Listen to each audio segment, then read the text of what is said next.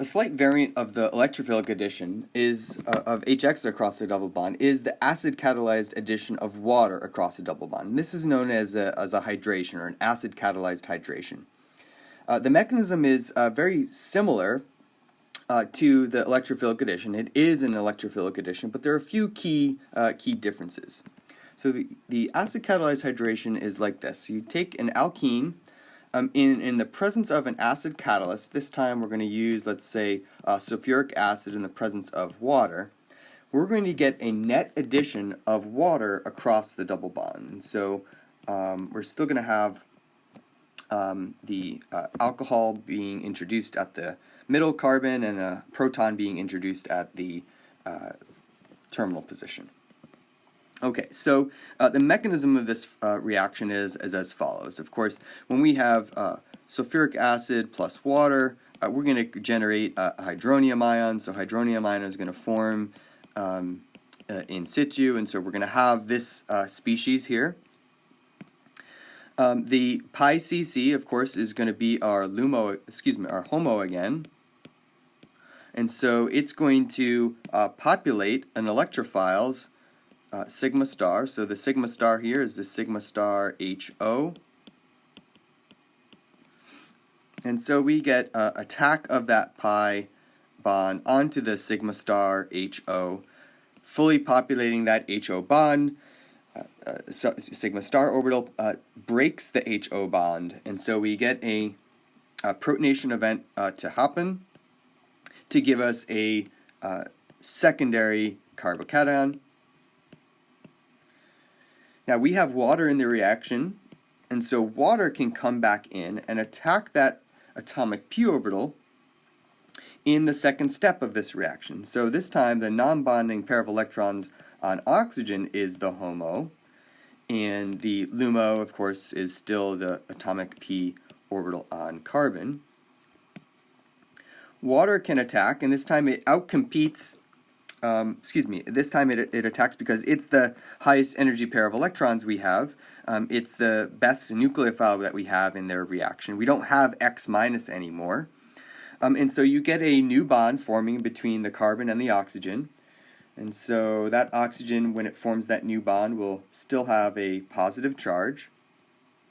And so you have sort of a protonated alcohol.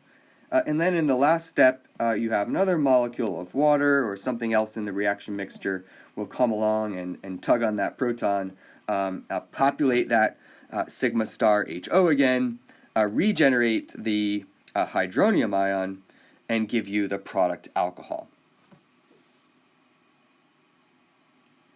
So the first step in this sequence, of course, is still the protonation step. You're going to protonate to give you the more highly stable secondary carbocation. And in the next step, the non-bonding pair of electrons on water will act as a nucleophile to attack that empty atomic p orbital on carbon. And when this happens, a bond forms between the carbon and the oxygen. Species is overall positively charged on oxygen. And to get rid of this charge, remember that protons can be removed very easily. So proton transfer occurs from some weak base. So in this case, the water is acting as the weak base to give you the alcohol as a neutral species. So the net result is that you get regeneration of your hydronium ion that goes back to the beginning and does the process all over again, which is why it's called an acid catalyzed hydration, because you're regenerating that acid catalyst at the end of the reaction. So this is a good way of making a different functional group from an alkene. You can take an alkene and make it into an alcohol now. And so at this point, we can actually take both the electrophilic addition and the acid catalyzed hydration and start to make molecules of greater complexity. Now, the only starting material you have so far is an alkene, but this alkene can be reacted with two different reagents. It can be reacted with some inorganic acid like HX, or it can be reacted with a combination of sulfuric acid and water, or phosphoric acid and water, to give you two different functional groups, an alkyl halide and an alcohol. The mechanism is exactly the same for this reaction. It's known as an electrophilic addition. But you should be comfortable enough now to draw mechanisms for both reactions, but also be able to predict the products, reagents, or starter materials of this transformation when the other two are provided. And so this gets us at the sort of holy grail in organic chemistry, which is to design more and more complex syntheses. So let's say I asked you for the starter material of a reaction in which I reacted HBr with something to give me that product. Okay, we know that this particular molecule is an alkyl halide.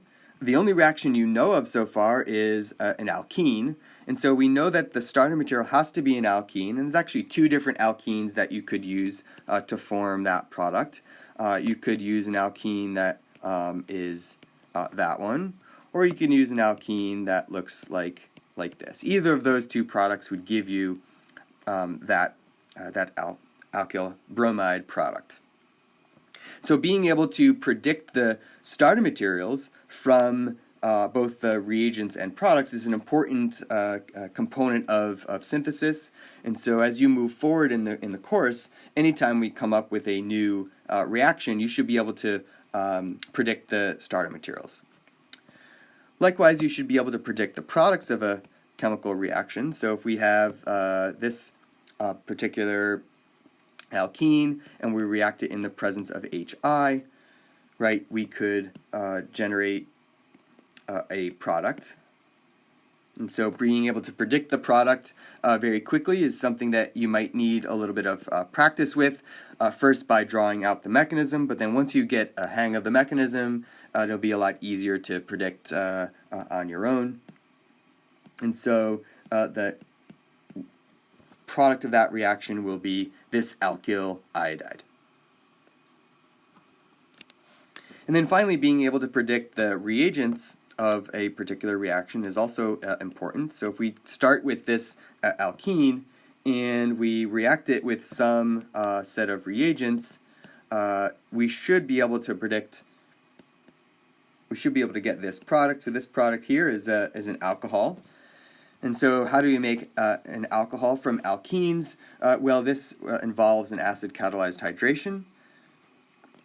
And so we could use something like a catalytic amount of phosphoric acid in the presence of water to give us that alcohol. So you should get comfortable enough drawing out the mechanisms of the electrophilic addition of HX and the acid-catalyzed hydration so that you can predict the starter materials, the products, and the reagents of these various reactions.